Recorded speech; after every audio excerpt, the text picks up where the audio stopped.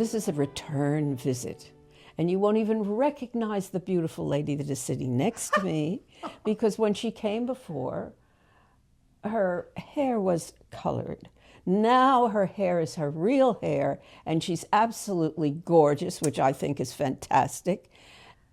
And Deborah Jean took a happy birthday trip to Ethiopia and Zanzibar. I said, you have to tell everybody about this trip. It's beyond. This, my dear friends, is Deborah Jean Templin, who has returned from her trip. Thank God she returned from Ethiopia and Zanzibar. Please tell me from the beginning. From the beginning. Well, I'm glad you're so excited about this trip. I prepared for it for about 6 months, maybe a year, actually. Really? Well, I went with a friend who is a world traveler and she's been everywhere, man. She's been everywhere. And I went, the next time you go someplace, you've got to let me know because it's going to be my birthday in January and it's significant to me and I want to do something exciting. So wherever you're going, I'm going with you. Where are you going?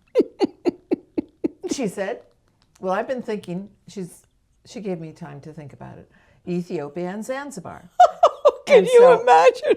You couldn't go to Canada. You had to go on. Forget Paris. Forget Spain. Forget Italy. Forget London. Forget it. Ethiopia and Zanzibar. Well, I said, great. And I said, my sister taught in Kenya in 1964. And my parents who have now no longer in our orbit, they visited my sister in Kenya and they saw Jomo Kenyatta when Kenya became a country. This is 1964. I'm a teenager.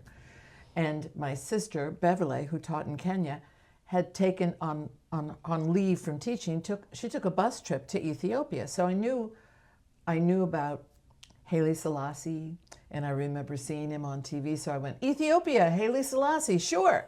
And Zanzibar, the road to Zanzibar. It's a Bing Crosby, Bob Hope picture. I'm in.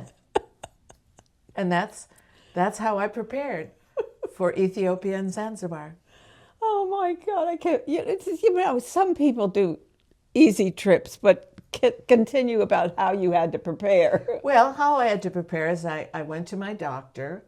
I went with a wonderful company and they gave us plenty of information about the shots we would need to take and that if you have altitude sickness, you need to take altitude medication because that is not easily available in Ethiopia. So I have performed in Denver. I have performed, which is very high.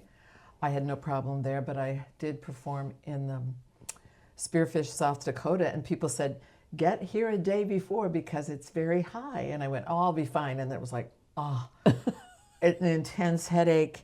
I could not walk. I was so glad I got there a day early so I could perform the next day. This was with my one-person show, Unsinkable Women. So I knew, for me, I would have to take altitude medication.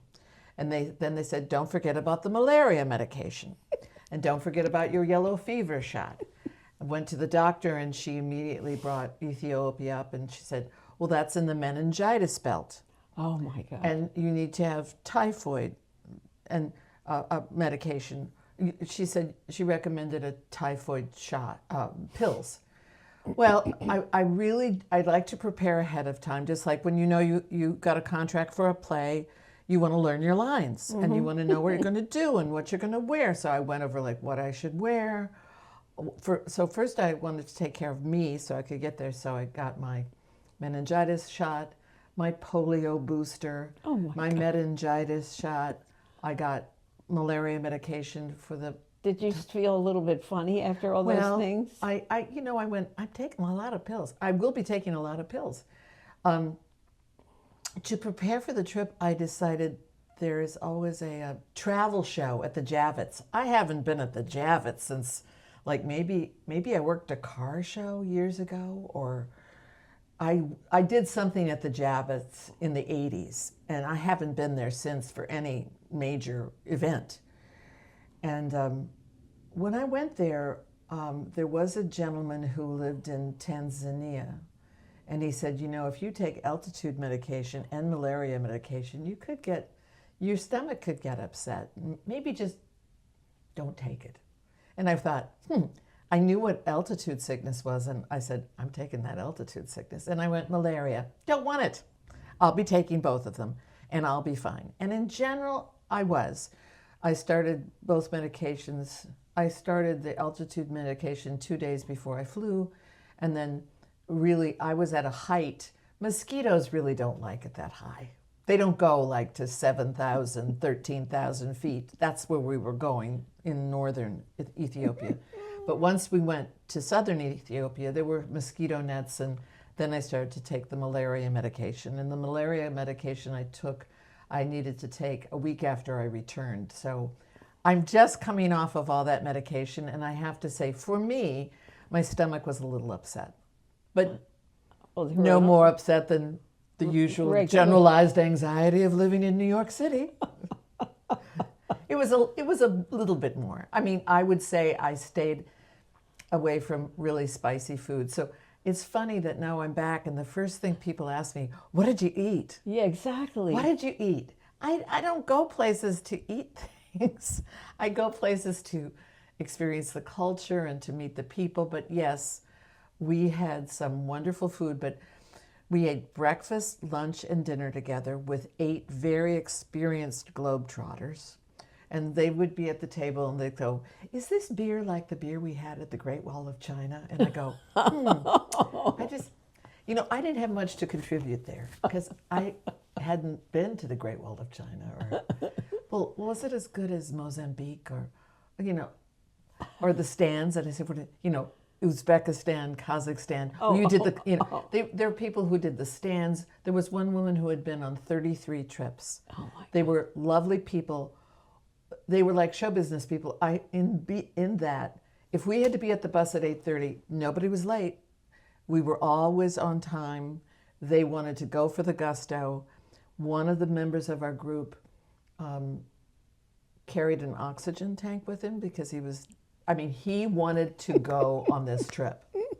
And there was nothing, he did fine. It was just like, oh, why, you've got an oxygen? He said, well, yes, but I'm fine. And he was. These were people who made a commitment to explore and to travel, and they were great to travel with. They really were. So we get to Addis Ababa, and I love that, Addis Ababa. Addis Ababa. Because in that wonderful movie about, what's his name? Anyway, he says Addis Ababa, and I love the sound of that, but go on. Well, Addis Ababa, the main street has light fixtures that kind of look like palm trees. It's very nice, and then the only thing I could compare it to is I was in Dubai 2 years ago for my cousin's wedding, so I was in that general vicinity, and I went, this is going to be, Addis Ababa is like Dubai on that one street. But the one street was fine. If you went down the side street, no, there wasn't a lot of curb and gutter. It was very, very simple, but in other words, the main drag was great. Our hotel was fine. The first day I got there, there were 2 people. One person had lost their luggage and was waiting for their luggage, which is always kind of sad. And then another person got there, and she said, I've got to go back to my room. And I said, altitude sickness? And she said, yes. She said, a headache, like, meh. I said, I know. And then I rubbed her back, and I said, you're going to be fine. So she didn't do anything the first day because she was so out of it with the altitude sickness. Oh. But we went to the residence of Haile Selassie. We saw all the cars that had been given to him and his family. Very interesting. Somebody, who is the guy that collects cars? He's a talk show host. Oh, yes. He was on The Tonight Show for years. Anyway. Yeah. If somebody collects... Well, I have a cousin who was in a car club back in Minnesota, and they're called the Gas Holes. The Gas Holes. Oh, God. And I took pictures of all the cars and sent it to my Leno. Jay Leno Jay would have plotzed. He would have plotzed to see this place. There was one car that was very James Bond. You could drive it into the water and it would become a boat. Oh my God. And then there was a burgundy Rolls Royce that was given to him by the King of England. It was there was a train car that was his. So I remember, and I'm sure you remember, maybe people out there don't remember, but Haile Selassie really got Ethiopia he started the African Union, and I knew that there was a connection between Haile Selassie and the Rastafarians. Oh, Bob Marley. Oh, I didn't know that. There was. And because Ethiopia is where the Queen of Sheba was from. And the Queen of Sheba was very smart and she was very intelligent and she heard all about Solomon in Israel. And she went to go visit Solomon. And they conversed and they had a lovely time and they ended up having a baby. And so that baby was not Haile Selassie. No, but because that was Haile Selassie is a descendant of that baby. Oh. So at one point, Haile Selassie went to Jamaica and met Bob Marley, and he said, if the Rastafarians would like to come to Ethiopia, there's a place for you. So there are Rastafarians in Ethiopia. Ah. And when Haile Selassie's fortunes changed, there was a revolt in his country, and they didn't like Haile Selassie anymore. But in my little 12-year-old brain that I remembered Haile Selassie, I thought, right, we're going to the country where Haile Selassie is. And I didn't really keep up on my Ethiopian history. So before I went, I rented a movie called My Grandfather, the Emperor. And it was filmed by Haile Selassie's granddaughter. Oh, when wow. things got really rough in Ethiopia, Haile Selassie was killed. All the members of his cabinet were shot and killed. Oh my 60 God. of them. Oh my God. Yes.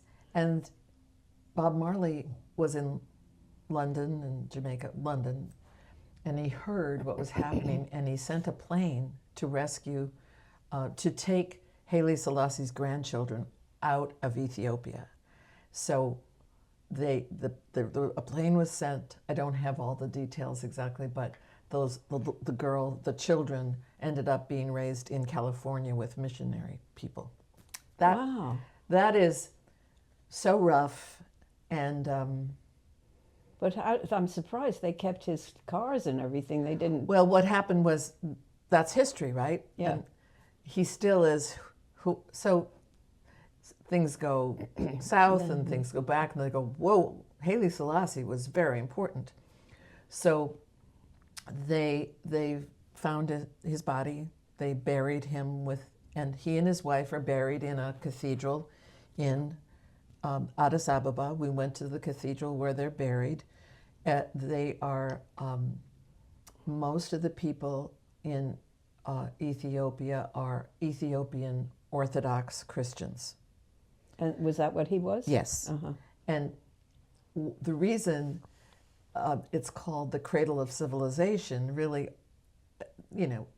Israel and Egypt and people that, when the Jews left Egypt, some of them went to Israel and some of them went south. So there were some Jews in Ethiopia.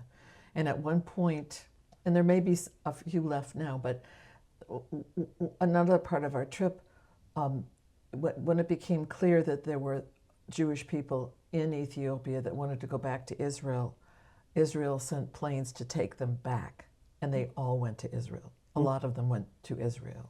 So that there's just a lot of history. There's Ethiopian Orthodox history.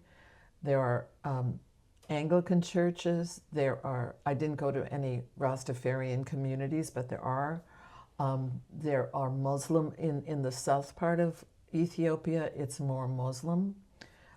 Everybody seems to coexist well. I spent most of my time going to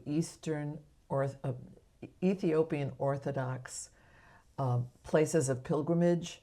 One of the first places I went from Addis Ababa, we went to Lalibela, and Lalibela has about 7 rock-hewn churches that are carved into the ground.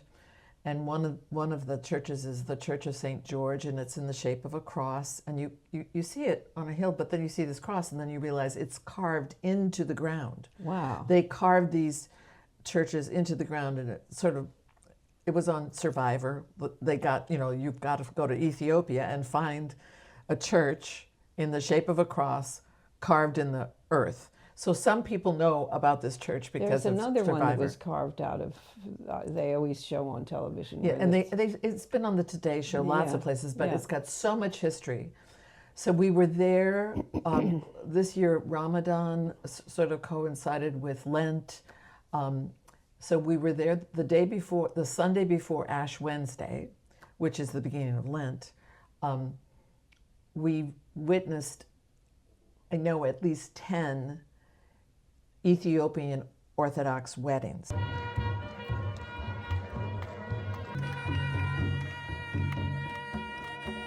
Oh, wow. And they were all lined. And if you ever knew somebody like Ukrainian, or I knew a Ukrainian Orthodox person, and I knew somebody Russian Orthodox, and you stand for a long time, and there's a lot of chanting, and there's a lot of singing. So I thought, that wow, what would low this wedding like? Singing, yeah. Yes. What would this be like? Well, we got there like 1 o'clock. They had been in the church since 2 o'clock in the morning. Oh my God. And they looked tired. So that was interesting, and there were priests and nuns of the Eastern Orthodox Church, and then there was a circle of people, and they were dancing like crazy, and it kind of reminded me of an Orthodox Jewish wedding. You know what I mean? In the fact that the zeal of their dancing was like when the men danced separately and the women danced separately. It was kind of like, oh my God. But there was a lot of joy, and there were women and men dancing together, and there was a drummer. Whenever they have services in the Ethiopian Orthodox Church, there are manuscripts in Ethiopian how you say the words, and then there's a little icon, and that will tell you what rhythm it should be. So their script is really interesting. And in order to be an Ethiopian Orthodox priest, you have to memorize this stuff. And so they speak Amharic. That's their language, Amharic. And so these churches go back to the 2nd and 3rd century. They've been around for a long time. My friend and I found it was interesting, like you do need to confess to the priest whatever you need to confess. And if you've had relations with your partner before marriage, you tell the priest, and you can't wear a crown. If you're not a virgin, the virgins get to wear crowns, and those who had relations before marriage do not get to wear a crown. So your business is out there. You mean while they're getting married? Well, yeah, because if you have a crown, you waited, and if you didn't have a crown, you didn't. And now they're all getting married together. They're not. They don't have to get married together, but the idea is, you don't want to get married during Lent, because that's the time of you're giving up something. Giving up something. So there were a lot of. We just happened to come to Ethiopia at a time there were a lot of weddings going on, and so that was fascinating. And so there are many different kinds of churches. So every time you go to a church, you have to take your shoes off, and no one can go into the church without like socks. And so we wore like nubbly socks, like what you have to get in the hospital when they give you those great pair of slippers, but they're not slippers, they're socks. Yeah. And you have to have something over your head. And when we went into the church... What about your arms? Well, yeah. Mostly we wanted our arms covered because when we went from Addis Ababa to Lalibela, it goes up in altitude, and it was hot, so the sun gets a lot hotter. Mm-hmm. You want to dress modestly, I would say. It's not the same thing as in a Muslim country. That's more Zanzibar. Mm-hmm. This is Christian. Northern Ethiopia is Christian. We heard a lot about the Tigray War, which I didn't understand or know about. There are two big countries in Africa, Ethiopia and Nigeria. Those are the two biggest countries. My friend told me that the average age of people in Ethiopia is 20. Really? The life expectancy is 62. Oh, my dear. So we visited a school, and when we got to the school, we were a group of people. You and I would have been perfect in the group because everyone had gray hair or white hair in our group. When we got to the school, these children, they were very little, they ran up to us and kissed our knees. Oh, my God. And so some of the events, I'm still unraveling, you know. Mm-hmm. Like, I'm expecting children to kiss my knees here in New York City. Of course, of course. Now, we haven't gotten yet to climbing the thing that made me laugh hysterically. Well, okay, all right. I think this one is beyond, because, you know, I went to the gorillas, and everybody said, you went, what? The gorillas? The gorilla will never hurt you. And you never have a feeling that anything bad is going to happen. I want you to hear about her trip up the mountain. Okay, we went to this place called the Simien Mountains. S-E-M-I-N, well, it's up in the mountains. It's UNESCO. We went to a lot of UNESCO sites. Like all the rock-hewn churches are protected, and it's an international special site. And so is this Simien Mountains. And we went to an eco lodge, which is built on the edge of the mountains, and it really was like going to the Grand Canyon. That's what it looked like. It is the roof of Africa. It's the highest point in Africa. And we knew that we'd be hiking, and it was suggested that we should all have walking poles, and we should have shoes that are comfortable for walking. So that was another way that I prepared. I thought, well, I'll just wear, I'll wear tennis shoes that are kind of spongy. Oh, no, my God. And so I went to a store on 79th here in New York. It was a runner shop. But as fate would have it, there was a woman from Ethiopians are really great runners and walkers.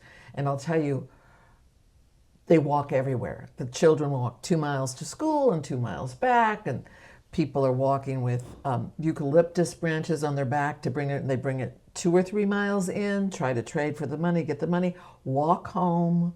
There's not necessarily, you can not drink the water anywhere. They have to go to the well to get the water. They have to come back. It's just not safe to drink. I'll never take water for granted again. I don't drink enough water. But it's one thing, but you need to drink water because they're a higher altitude. Okay, so I prepared. I worked out. I worked on my balance, and I got different shoes. Different shoes, and they said go to REI, and what you need is trekking shoes. And I went, okay, because you don't need trekking shoes in New York. You do need something spongy. It's like, get me a good tire because I'm on concrete all the time. You're not on concrete. You're on stones. You're going over stuff. It's just unbelievable. Yeah. So and then I went. I was looking at something, and if you're in southern Ethiopia, there tend to be a lot of snakes. So I went like, I'm going to get the kind of shoes that. Oh God! There's a book I saw at Barnes and Noble, and it was like 88 ways to die and how to avoid them. Before my trip to Ethiopia, it was like everything I read I took very seriously. The diseases, etc. I wanted to be safe, so I prepared for everything. I went to... How far up on your leg was this snake? Well, no, it was just, it was like a high top sneaker, And the last time I had really hiking shoes, honestly, was 1971 when I hitchhiked through the Dolomites in Italy. I hitchhiked all through Europe by myself when I was 21. I just didn't want to do that this time because, number one, there are not as many cars I'd be walking through Ethiopia. Nobody's going to pick me up. Anyway, I went with the group. Our guide tells us, we're just going to have a little walk the first day. Let's just take a little sunset walk. And it became clear it was his way of testing who's ready to do the big walk. Because one of the members of the group said, he said, don't worry, we have scouts with us. So if you need help, so if I would have needed help, somebody would be there. There was a person there. Well, there was a woman, and she had to go up the hill, so they kind of pushed her butt to help. And first she thought, well, my butt. And then she said, where's the butt pusher? I need the butt pusher. The second day she did not. She said, didn't travel with you. This is not for me. I'll be at the lodge. I'll be doing some writing. I'll maybe enjoy the view, but this is not for me. So we get on a bus to sort of go on the rim of the canyon because of where we're going to go. We're going to go higher or whatever. Oh, God. And on the bus come two men with guns. The thing that made you laugh is I said, and so we were hiking with these two men with AK-47s. She didn't even know. I didn't know that we were going to be traveling with. Now, I knew the scouts. I knew that there might be some butt pushers because there was somebody with us the day before, and we're elders. We're elders, and they don't want anything to happen to us. That's cool. But the guns were kind of a surprise. It was a little bit of a surprise. But then I realized when we took the bus to the mountains, we had to go past several checkpoints, and there were Ethiopian soldiers there because Ethiopia has been at war for a while, but it's not like there's no outbreak right now. But there was maybe 2, 3, 4 years ago. There's Ethiopia, and then Ethiopia is landlocked, like Bolivia. It doesn't have any shoreline. But at one time it did. I mean, thousands of years ago, hundreds of years ago. But now there's Ethiopia. There's a country called Eritrea, Djibouti, and Somalia.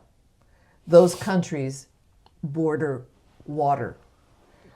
Ethiopia is on its own. There are certain factions that would like to have that port back again.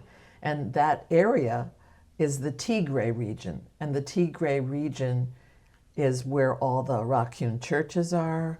It's near the mountains. But I believe the reason that we really had the riflemen were there was because just in case there was some lion. No, not a lion, just in case. Just we'd be safe.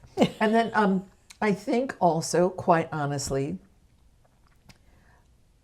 if there's going to be tourism and they want to make sure we're safe for any, they just want to make sure we're safe. So they two armed guards were with us. But you didn't even know that. I mean, I didn't see that in the brochure that we'll be having armed guards with us. But then again, I was asked to do my one-person show in the Caribbean in St. Croix, and I did it at a country club in St. Croix, and there were these really muscled black men with guns, and it was like the abduction of the Seraglio and these fabulous men with muscles and guns. And I said, why are they here? And they said, well, if we called the police, they would never come in time. And I went, oh, who? And it was when I got back from St. Croix that, this is several years ago, they said, well, you know what happened in St. Croix? And I said, no, those 6 people got shot and killed on the golf course. So, it was a long time ago, and they didn't say that then. Or somebody goes, I met somebody during this trip, and they were from Hong Kong. And they, whenever somebody would say, oh, the beer, the Great Wall, I go, I just agreed, because, of course, I know all about that. But I met a man from Hong Kong, and his wife said, well, the thing about Hong Kong, servants are it's so good. Because the work, you can find people to work for you for very little, whatever. And she said, and you can go to the opera with your diamonds and rubies and you're safe. It's a safe place. And I went, I know. Yeah. What can I say? I'm saying that. Where are your diamonds and rubies? Well, you see, you've got your diamonds. I know the diamonds and rubies are here. I mean, we don't see them, but they're here. They're here. But then again, it could be that way. Catherine, it's New York. It could be that way on the east side. That's why some people never go from the east side to the west side. You know what I'm saying? It's... And it used to be that you could go to the opera and you could look like that, but you can't. I mean, they wear their broken jeans and everything. It makes me crazy. But that was, and they were the nicest people. And one day we were looking for the gelata. It's a kind of primate that only lives in those mountains.